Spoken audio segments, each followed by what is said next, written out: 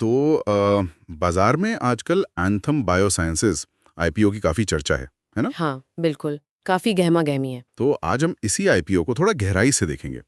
हमारे पास कुछ अच्छे सोर्सेज हैं, तो कोशिश यही है कि समझें कि ये कंपनी, इसका बिजनेस, फाइनेंशियल और हाँ, रिस्क क्या है। बिल्कुल। निवेशकों के लिए क्या है इसमें, ये जानना ज़रूरी है। तो शुरू करते हैं। एंथम बायोसाइंसेज ये है क्या असल में? देखिए, ये बैंगलोर बेस्ड एक कंपनी है। ये कॉन्ट्रैक्ट रिसर्च, डेवलपमेंट और मैन्युफैक्चरिंग मतलब सीआरडीएमओ स्पेस में काम करती है। CRDMO यानी ये दूसरी फार्मा कंपनियों के लिए रिसर्च और मैन्युफैक्चरिंग का काम करती है? हाँ, बिल्कुल। रिसर्च से लेकर डेवलपमेंट और फिर मैन्युफैक्चरिंग तक पूरा सपोर्ट देती हैं ये। अच्छा। और ये जो आईपीओ है, सुना ये पूरी तरह ऑफर फॉर सेल है, मतलब OFS। जी हैं, ये पूरी तरह से ओएफएस है। इसका मतलब है कि जो मौजूदा शेयर होल्डर्स हैं, वो अपना हिस्सा बेच रहे हैं। कंपनी को इससे कोई फ्रेश कैपिटल नहीं मिलेगा। ओके। और इशू साइज करीब 3,395 करोड़ रुपए का बताया जा रहा है। हाँ, लगभग उतना ही 3,395 करोड़। प्राइस बैंड भी तय हो गया है, 540 से 570 रुपए प्रति शेयर। और लॉट साइज 26 शेयरों का है। डेट्स क्या हैं? 14 से 16 जुलाई, है ना? जी, 14 जुलाई को खुला था और 16 जुलाई 2025 को बंद होगा और लिस्टिंग एनएससी बीएससी दोनों पर होगी। ठीक है। बाजार का रिस्पॉन्स कैसा रहा है अब तक? सब्सक्रिप्शन की क्या खबर है? रिस्पॉन्स तो काफी अच्छा दिख रहा है, खासकर दूसरे दिन तक के आंकड़ों में। ओवरऑल इश्यू लगभग 3.28 गुना सब्सक्राइब हुआ है। 3.25 गुना, मतलब डिमांड तो है। हाँ, है। इसमें जो एनआईआईज है, मतलब नॉन इंस्टीट्यूशनल इन्वेस्टर्स, उनका कोटा तो करीब 9.7 गुना भर गया है। अरे वाह। और रिटेल का? रिटेल निवेशकों का हिस्सा भी अच्छा है, करीब 2 गुना सब्सक्राइब हुआ है। लेकिन मैंने देखा कि QIBs मतलब जो बड़े इंस्टीट्यूशंस हैं, उनका सब्सक्रिप्शन अभी उतना नहीं हुआ है, करीब 0.6 गुना ही। हाँ, ये एक पॉइंट है। क्यूआईबी इसका रिस्पॉन्स थोड़ा ठंडा है अभी तक। हो सकता है वो वैल्यूएशन देख रहे हो या आखिरी दिन का इंतजार कर रहे हो। हो सकता है, पर एंकर इन्वेस्टर्स से तो अच्छा पैसा उठाया उन्होंने आईपीओ से पहले। हाँ, वो पॉजिटिव बात है। करीब 1016 करोड़ रुपए एंकर निवेशकों से जुटाए हैं और जीएमपी भी ठीक-ठाक चल रहा है। GMP ग्रे मार्केट प्रीमियम कितना है? वो करीब 116 रुपए से 124 के आसपास चल रहा है। तो मतलब लिस्टिंग पर लगभग 20% गेन की उम्मीद की जा सकती है, अगर मार्केट सेंटिमेंट यही रहा तो। चलिए, ये तो हुई मार्केट की बात। अब जरा कंपनी के काम और उसके फाइनेंशियल्स पर आते हैं। ऑपरेशंस कैसे हैं इनके? इनके पास अभी बेंगलुरु के पास 2 मैन्युफैक्चरिंग यूनिट्स हैं जो चल रही हैं और हाल ही में एक तीसरी यूनिट भी शुरू हुई है पेप्टाइड और एपीआई के लिए। अच्छा, एक्सपेंशन भी हो रहा है मतलब? हाँ, और एक चौथी बड़े स्केल की फैसिलिटी अभी बन रही है, तो कैपेसिटी बढ़ रही है इनकी। और पिछले साल मतलब वित्त वर्ष 2025 के नंबर्स कैसे रहे? फाइनेंशियल ईयर 2025 के आंकड़े देखें तो रेवेन्यू करीब 1,844.6 करोड़ रहा, जो पिछले साल से 32% ज्यादा है। 32% रेवेन्यू ग्रोथ तो काफी सॉलिड है। और प्रॉफिट? प्रॉफिट आफ्टर टैक्स यानी पीएटी वो रहा 451.3 करोड़ रुपए। इसमें करीब 8% की बढ़ोतरी हुई है। रेवेन्यू 32% बढ़ा, लेकिन प्रॉफिट सिर्फ 8%। मार्जिन पर कुछ प्रेशर था क्या? नहीं, मार्जिन तो असल में काफी अच्छे हैं। ईबिडा मार्जिन करीब 36-37% के रेंज में है, जो इस इंडस्ट्री के हिसाब से बहुत मजबूत माना जाता है। 36-37%, वो तो काफी हेल्दी है। हाँ, और RONW मतलब रिटर्न ऑन नेटवर्थ वो भी करीब 20.8% है।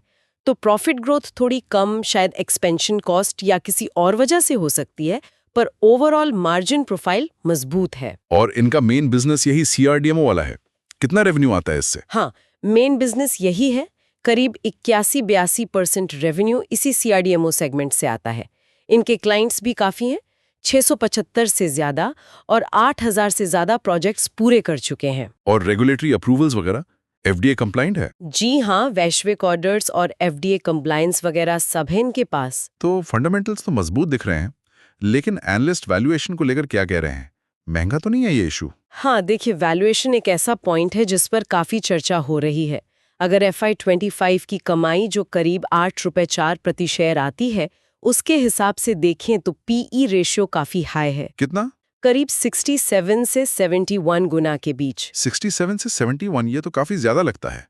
इसी सेक्टर की दूसरी कंपनियों के मुकाबले कैसा है? हाँ, ज्यादा है। जैसे अगर आप सिंजीन से तुलना करें तो उसका पीई लगभग 51 के आसपास है, तो सिंजीन से तो ये काफ़ी प्रीमियम पर है। और डिवीज लैब्स? वो भी तो इसी स्पेस में है। हाँ, डिवीज का पी तो और भी ज्यादा है, करीब 83 गुना। तो ये सिंजीन से महंगा है पर डिवीज से सस्ता, मतलब प्रीमियम वैल्यूएशन तो है। तो इस प्रीमियम वैल्यूएशन के पीछे क्या लॉजिक हो सकता है? क्या कंपनी के मजबूत पक्ष इसे जस्टिफाई करते हैं? देखिए, कुछ मजबूत पॉइंट्स हैं। पहला तो इनका इंटीग्रेटेड सीआरडीएम मॉडल, मतलब एक ही जगह रिसर्च से मैन्युफैक्चरिंग तक सब कुछ। दूसरा वो चाइना +1 वाली बात। हाँ, ग्लोबल कंपनीज चीन पर डिपेंडेंसी कम कर रही हैं। बिल्कुल, उसका फायदा भारत की ऐसी कंपनियों को मिल सकता है। फिर इनके मार्जिन अच्छे हैं, प्रॉफिटेबल ट्रैक रिकॉर्ड है। इसीलिए कुछ ब्रोकरेज फर्म्स जैसे आनंद राठी, एसबीएस सिक्योरिटीज, इन्होंने लॉन्ग टर्म के लिए सब्सक्राइब करने को कहा है। ठीक है, ये तो हुए पॉजिटिव। अब जरा रिस्क की बात करें। ऊंचे वैल्यूएशन के अलावा और क्या चिंताएं हैं? रिस्क भी कम नहीं है। सबसे बड़ा रिस्क वैल्यूएशन के बाद है कॉन्सेंट्रेशन रिस्क। कॉन्सेंट्रेशन मतलब ये कि इनका बिजनेस कुछ ही क्लाइंट्स और कुछ ही ज्योग्राफीज पर बहुत ज्यादा निर्भर है। जैसे इनके टॉप 5 क्लाइंट्स से ही करीब 71% रेवेन्यू आता है। 71% सिर्फ 5 क्लाइंट से? ये तो वाकई बहुत ज्यादा है। हाँ, ये एक बड़ा रिस्क है। अगर कोई एक बड़ा क्लाइंट चला गया तो साथ ही 45% से ज्यादा रेवेन्यू सिर्फ यूरोप से आता है, तो ज्योग्राफिकल कॉन्सेंट्रेशन भी है। ये दोनों पॉइंट्स तो काफी सीरियस हैं। और फिर वो रिस्क जो ऐसी कंपनियों के साथ होते हैं, जैसे नई फैक्ट्रीज बनाने में देरी हो सकती है या कोई दिक्कत आ सकती है, उसे कहते हैं इम्प्लीमेंटेशन रिस्क। और बायोटेक सेक्टर में रेगुलेशंस बदलते रहते हैं, तो रेगुलेटरी रिस्क भी हमेशा रहता है। सही है। तो कुल मिलाकर निवेशकों को क्या ध्यान में रखना चाहिए? लॉन्ग टर्म वाले क्या करें, शॉर्ट टर्म वाले क्या सोचें? देखिए, अगर कोई लंबी अवधि के लिए निवेश करना चाहता है तो ये सीआरडीएमओ का ट्रेंड, चाइना +1, ये सब देखते हुए कंपनी अच्छी लग सकती है, भले ही वैल्यूएशन थोड़ा ज्यादा है। मतलब ग्रोथ पोटेंशियल को देखते हुए प्रीमियम देने को तैयार हो तो। हाँ, और जो सिर्फ लिस्टिंग गेन के लिए सोच रहे हैं, उनके लिए जीएमपी अच्छा है, करीब 20% का। रिटेल और एनआईआई का सब्सक्रिप्शन भी ठीक ठाक है, तो लिस्टिंग पर कुछ फायदा मिल सकता है। और सावधानी किन्हें बरतनी चाहिए? जिन लोगों को ये वैल्यूएशन अभी बहुत ज्यादा लग रहा है, या फिर ये जो क्लाइंट और ज्योग्राफिकल कॉन्सेंट्रेशन वाले रिस्क है वो उन्हें परेशान कर रहे हैं, तो उन्हें शायद थोड़ा संभल कर फैसला लेना चाहिए, या हो सकता है लिस्टिंग के बाद देखें। ठीक है, तो संक्षेप में कहें तो एंथम बायोसाइंस एक एक प्रॉमिसिंग सीआरडीएमओ कंपनी है, फाइनेंशियल्स मजबूत हैं, लेकिन वैल्यूएशन हाई है और कुछ कॉन्सेंट्रेशन रिस्क भी जुड़े हुए हैं। बिल्कुल सही। और ये हमें एक बड़े सवाल पर सोचने को मजबूर करता है। क्या? कि जैसे जैसे फार्मा और बायोटेक में ग्लोबल सप्लाई चेन्स बदल रही हैं, कंपनियां डाइवर्सिफाई कर रही हैं, तो एंथम जैसी भारतीय कंपनियां अगले दशक में भारत का रोल कैसे तय करेंगी, खासकर जब उन्हें अपनी ग्रोथ की उम्मीदों और उनको पूरा करने में जो जोखिम है उनके बीच बैलेंस बनाना होगा। ये वाकई एक दिलचस्प सवाल है। इस पर नजर रखनी होगी कि कंपनियां इस बैलेंस को कैसे मैनेज करती हैं। चलिए, आज की चर्चा को यहीं रोकते हैं। ठीक है।